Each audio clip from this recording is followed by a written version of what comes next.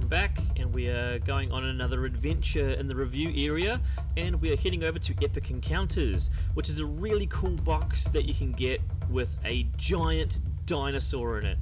This Epic Encounter is just so wicked. This is Nest of the Dinosaur, and it is a really cool box that you can get. Now, a lot of people, like, we see all this all the time, right, on gaming shelves of gaming stores and things, and you're like, okay, what's in the box? Like, what do we actually have here? So I thought, okay, let's rip into it. Working in conjunction with Let's Play Games, we're going to open this box, have a crack, and see what's inside. So you get a little bit of explanation of what, like, other products they've got, which is pretty cool. Little pamphlet. Comes with this really cool box too. The battle map is really cool and detailed to be ready for 5th edition Dungeons and Dragons to go on adventures and things like that, which is really cool. Gives you a little guide about, you know, the background, stats of the actual creatures themselves, like there's attack types and things. It's so much fun. So it looks really cool. It comes with a few different things. So yeah, going through this box, it actually gives you a lot more than what you see on the outside. You think it's just one big model, but you get a little bit of extra stuff. So if you're into 5th edition Dungeons and Dragons and things like this could be a really cool encounter for you. So pop outs for all the little minions that you can get as well. So they're all lizards, lizard babies, dinosaur babies, and all little, I think they're lizard kobold, like lizard folk. And then you've got the big beefy. So this is what you majority buy the box for. And all comes pre-assembled, pre-glued, everything down. Now, wasn't too much of a fan of this. I wish you could assemble this yourself, so that way you could tidy all the pieces yourself. The base itself, you could do whatever you want. This all comes pre-stuck, so you have to, like, sort of take it how it is. If you really wanted to create and get your creative hands into this and do your own thing, there's a lot of chopping and sawing that you would have to do to get this to that point. So that was the only letdown, I think, from the design of assembly point of view. It would be really cool if it was in pieces. That way you could have just a plain base if you wanted to. You could do your own sculpt your own base. You could also, the actual area of the terrain of the diorama base, it doesn't cover the full base totally, and I sort of fixed that a little bit more into it, so we'll look at that soon. But for the most part, it's nice plastic, it's nice and hard, it comes in a really cool box, it really motivates you to want to get involved, and yeah, we're going to rip into it and see what it's about.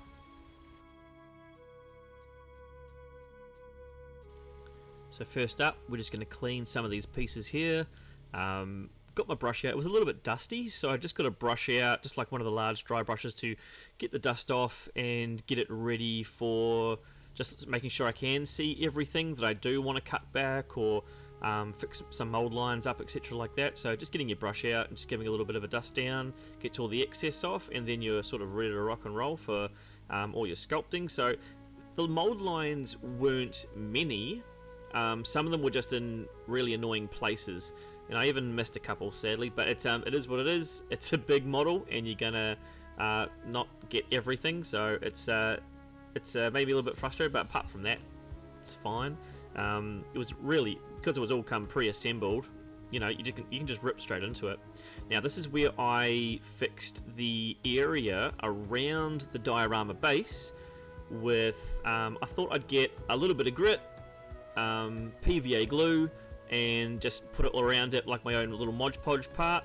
And I had all this stuff left over, and I was like, what do I do with this? So I decided, yeah, let's put it on baking paper, let's let it dry for a few days and just see what happens. And I ended up making my own little tufts. Like the little snowdrop tufts, or they hardened pretty well, and they turned out like that, which was pretty damn cool. They look the same when they're dry. I let that dry for about 2 days, and they lifted straight off the piece of paper, so I've got little stones for later on, which is pretty handy actually. Yeah, that was a good little treat to figure out then.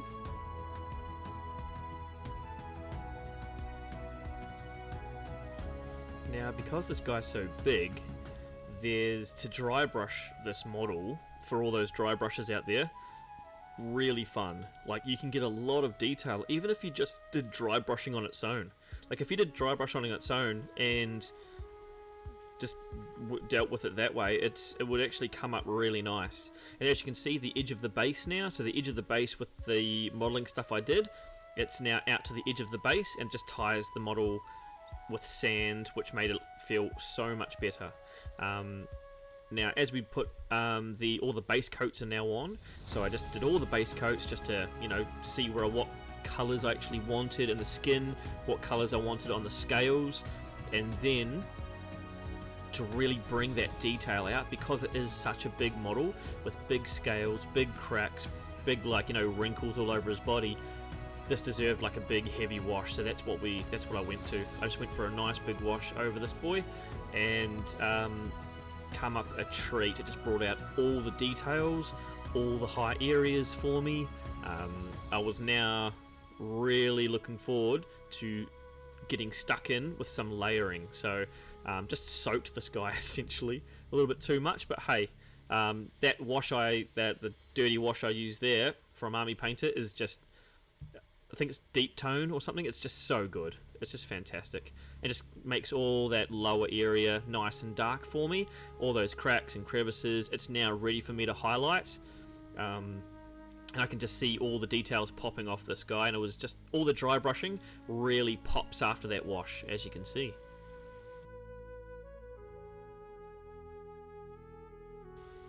Now we're going to go on to our first layering of the model. So again, just went with the sort of mid-tony blue and just picked out all the raised areas, but I painted and layered down the raised areas down to the lining of the stomach of where it got lighter. I sort of want them to chop into each other to give us that lined like crevice effect that dinosaurs have with, you know, the scaly skin. And as I highlight the it gets lighter and lighter, those blues just really start popping really nicely. And you'll just do lines down towards the middle of the belly in the lighter areas. Some of them overlap, some of them don't. It just means the skin's a little bit more of a natural tone. So with the blue there, we're really popping, and we're ready to do the underbelly now to make the underbelly look a little bit more prominent, and you'll see those scars underneath far more. So, but that's the blue. I really love the blue, and I loved how it was coming along. So I left it at that, and I was like, yeah, cool. Let's stick with that. I normally go really extreme highlight, but I thought I'd draw it back and I'd do the extreme, like, you know, the lighter highlight. Let's do that on the underside of this guy to really show the belly, the underneath, what it really looks, because underneath this model there are so many wrinkles and cracks and crevices in this model that it can really pop if you just highlight over this guy. And it felt so cool once it was all done. Looked like a little bit cell shaded, a little bit different, and that's sort of my painting style a bit, so I lent into that a bit more, and it just really made the underside with the blues pop really beautiful. So I really enjoyed that. So as you can see, just makes it a little bit more prominent. So, and the scales now, we're just now going to highlight them a little bit more. So we're just going to give it a little bit more of a lighter tone, and then it slowly, as we can see here, slowly gets lighter and lighter. The spikes, the scales, I was going to do the spikes a different colour than the scales, but then once it started coming together, I was like, no, I've actually just got to keep on going. So I kept on going lighter and lighter in the same tone and same sort of colour, and it really started popping, and I thought, okay, yep, I'm really happy here. So I just stayed in my comfy spot and I kept on going. Felt great. And as you can see, that browny golden tinge on the scales and the spikes really started to popping off that blue that I had. So just having two colours like that to go off each other just really made the model and the spikes really stand out. And it's given that really cartoony look, which I always love. So, but I wasn't done. We do one more layer and we'll be able to see the end result.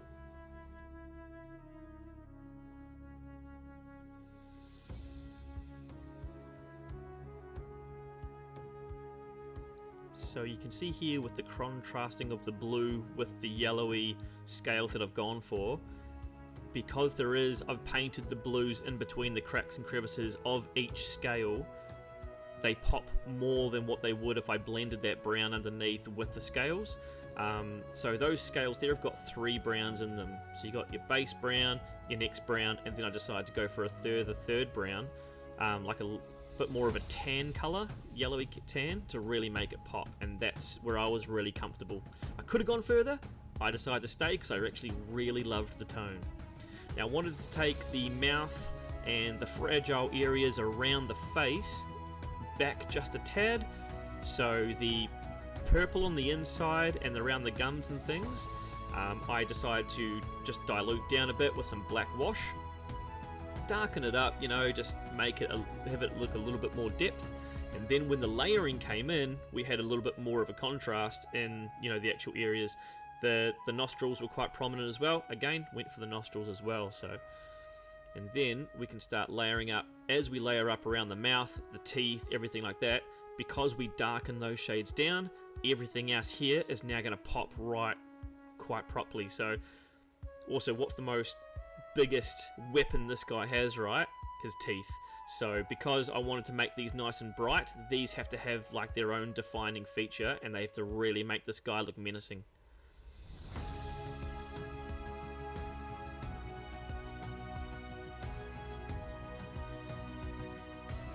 With the teeth done, I could now put a little bit more focus on the gums and that area. I didn't want it to make...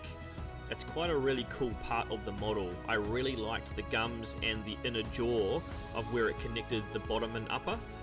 The lines made it really, really stand out, and to just pick these little bits out can really give your models that different bounce and appearance. And I decided to go red on these little gum areas, and it just really made it stand out that much more. And again, we have to do the eyes. So being a larger creature, I went with the flow of the eyes, which is horizontal, and just nice and easy brush strokes. Just go nice and slow, and then you've got a really nice area on the middle to go straight down. So you go straight down but slightly towards the front for the dinosaur to be looking forwards, not to the side or backwards and making him look derpy. I really wanted him, he's a hunter, right? I wanted him to look forward, and so the dots on the eyes are slightly before the middle so that it looks like the predator is focusing on something straight ahead, not to the sides, not anywhere else.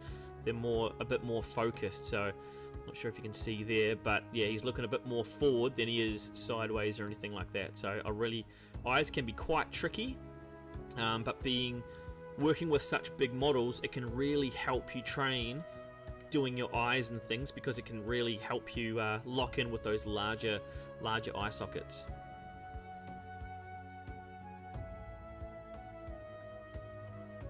We're over onto basing, and this was quite basic.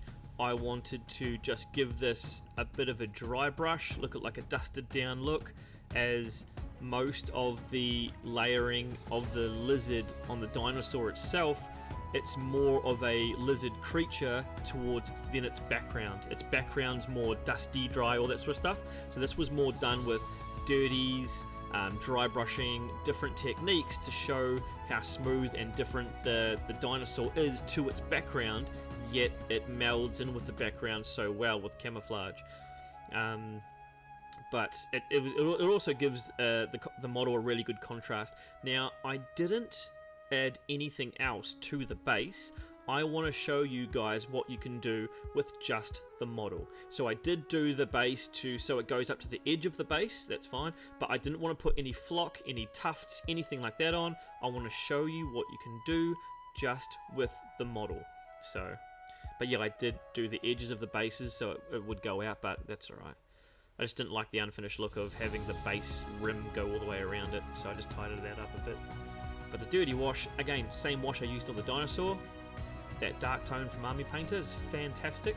And so just trying to, it doesn't matter a little, I don't want to hit the feet, obviously. So I try and be very careful around the feet area, but, and more have the shadow of the feet if I don't get it in there, in like the inner cracks, which is fine. But having the dirty, dusted down look really helped send the message of, This is a dusty area, a little bit. It's different than the actual dinosaur itself. I got the smaller dry brush to do all the crooks, like nooks and crannies of the rock feature. It makes them pop a bit more better, and so it gets that little dry brush in there so much easier. And a little dry brush can really go a long way. The soil I left, like, you know, quite downrodden and just browns, just your basic old brown. Any browns are good for you, that's fine. Something earthy, something chocolatey and earthy can make it look a little bit more poppy, so that's fun. And then towards the bottom of the rock where the soil was, etc., around like that, I gave it a little bit more of a dry brush to make it so a bit of the soil has gone up on the rock, you know, just from dust and all that, from wind and things like that. Just a little bit of weathering, it can go a really long way if you put that little bit extra effort into some of your basing. And then just painting up the vines in 2 greens. These are just 2 greens I used after the wash. So I put the base green back on, it's like a bit more of a khaki green, and then I got a lighter khaki green, and just that's the second layer over top. Nice and basic, nothing major. The main feature of this model, obviously I want the appearance of the dinosaur to be the main thing that people look at, and he's the big contrast piece, where the base is diluted, it's dark, it's dusty. We're not really, you know, we're not going, I don't want that to be the main feature, so yeah, just nice and easy. Painted all the skulls in Rakath flesh, followed up with a lighter yellow bone tinge, and then yeah, just painted the water in some basic blues to just get that ripple effect, and we layered it up nicely.